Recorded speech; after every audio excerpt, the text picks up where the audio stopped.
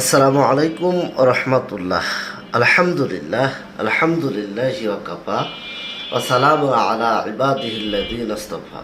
প্রিয় বন্ধুরা, আরেকটি ভিডিওতে বিশেষ একটা বার্তা নিয়ে আপনাদের সামনে উপস্থিত হয়েছি। ভিডিওর বিষয়টা হচ্ছে, মহান আল্লাহ তাআলা তাড়াহুড়া কোনোভাবেই পছন্দ করেন না।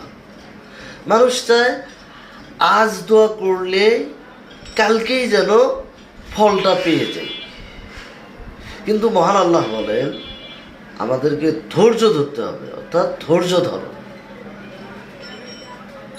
যতক্ষণ না আল্লাহ তার ফয়সালা দেন।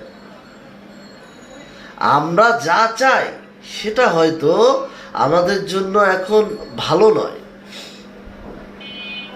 তাই মহান আল্লাহ তাআলা আমাদেরকে বিলম্বিত করেন, দেরি করেন, কিন্তু বঞ্চিত করেন না। যা আসে আল্লাহর লিখনে তা সেরা সময়েই আমাদের জন্য প্রস্তুত হয়ে আসে। আমরা শুধু কাজ করে যাব, শুধু কাজটা নির্ভুলভাবে করে যাওয়ার প্রচেষ্টাটা চালাবো এবং নিরাশ হব না, দ্রুত ফলের পিছনে ছুটব না। আমরা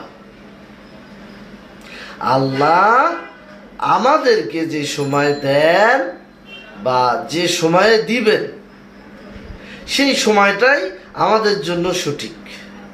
এটার জন্য আমরা তাড়াহুড়া করব না। মহান আল্লাহ তাআলা আমাদেরকে উপযুক্ত বিষয়ের উপর আমল করার তৌফিক দান করুন। হে আল্লাহ, আপনি কবুল করুন আমাদেরকে হেদায়েতের জন্য। আমিন।